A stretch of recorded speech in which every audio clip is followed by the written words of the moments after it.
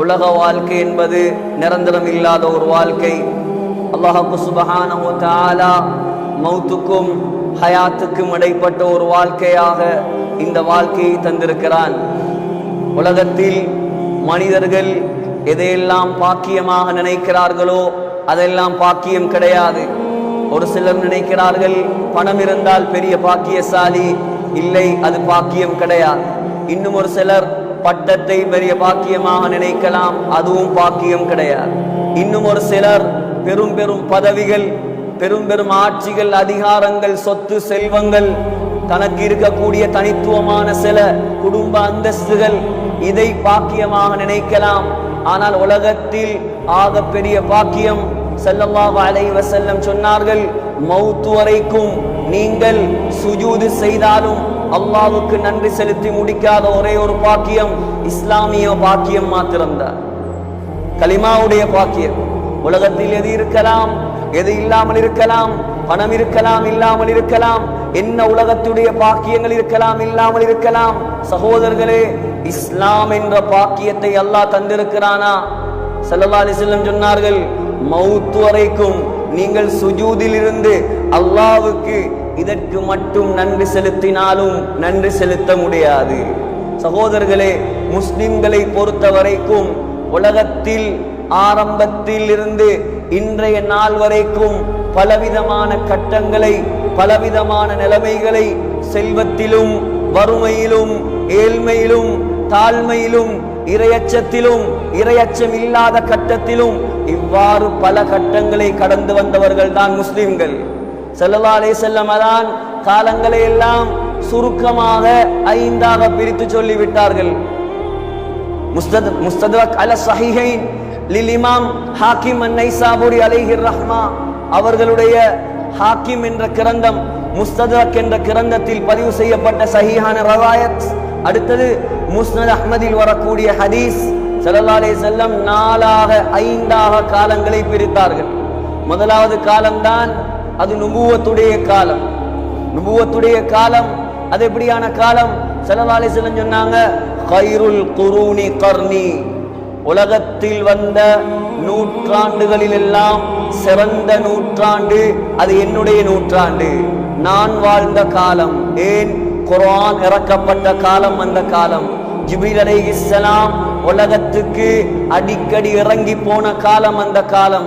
மலக்குமார்களுடைய உதவியை சஹாபாக்கள் நேரடியாக கண்டது அந்த காலம்.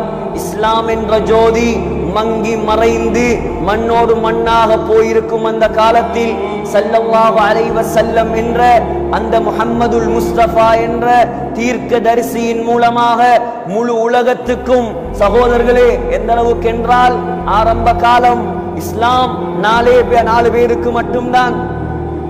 பொம்புல கதீஜா ரலியல்லாஹு அன்ஹா, ஆண் அபூபக்கர் ரலியல்லாஹு அன்ஹு, அடிமை ஸைத் இப்னு ஹாரிஸா ரலியல்லாஹு அன்ஹு, சின்ன புள்ள அலி ரலியல்லாஹு அன்ஹு. இந்த 4 பேரை வைத்து ஆரம்பித்த இஸ்லாம்.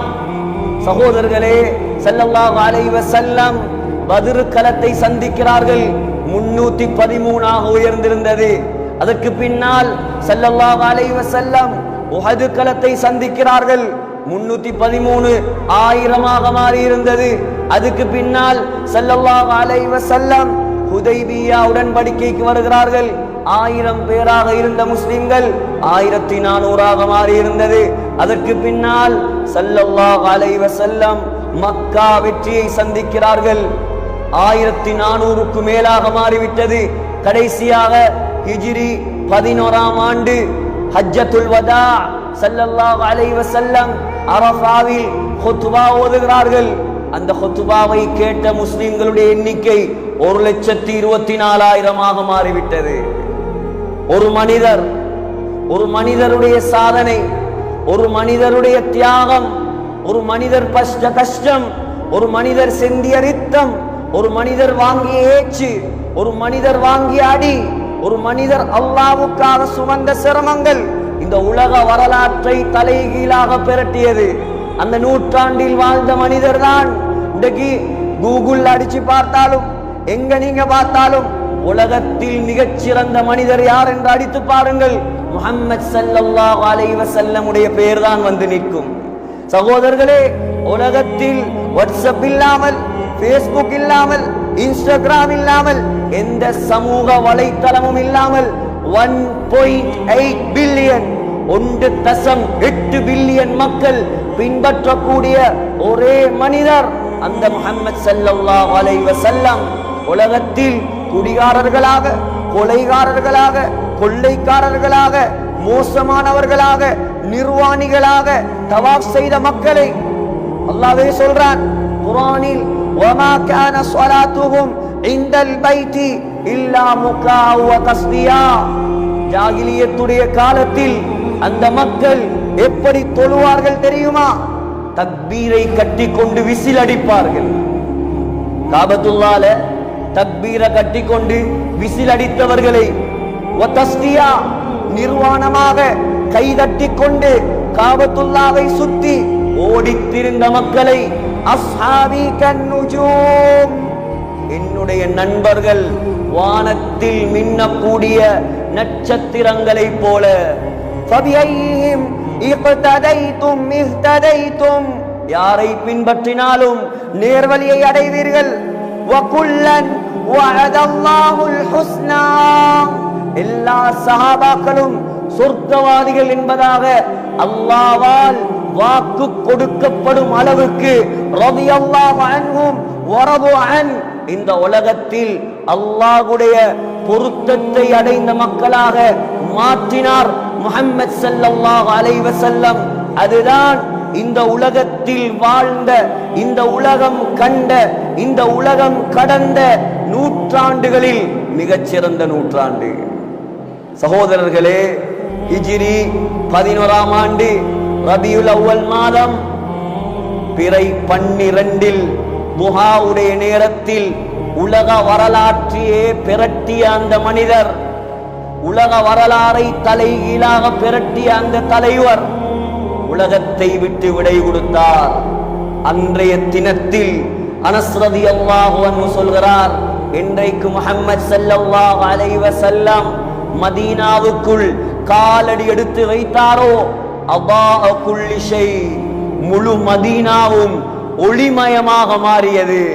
முஹம்மது ஸல்லல்லாஹு அலைஹி வஸல்லம் உலகத்தை விட்டு பிரிந்த அந்த நாள், அந்த தினம் அவ்லம குல்லு ஷை, முழு மதீனாவும் இருட்டாக மாறிவிட்டது. அன்றைய தினத்தில் சகோதரர்களே, ஸல்லல்லாஹு அலைஹி வஸல்லம் குறிப்பிட்ட முதலாவது காலம், சிறந்த காலம் முடிவுக்கு வந்தது. இரண்டாவது காலம் சொன்னாங்க ஸல்லல்லாஹு அலைஹி வஸல்லம், ஐயாமுல் ஹிலாஃபா, ஹிலாஃபத்துடைய காலம். ஹிலாஃபத்துடைய காலம், ஹிலாஃபத் என்றா என்ன? பிரதிநிதித்துவம். பிரதிநிதித்துவம்டா என்ன?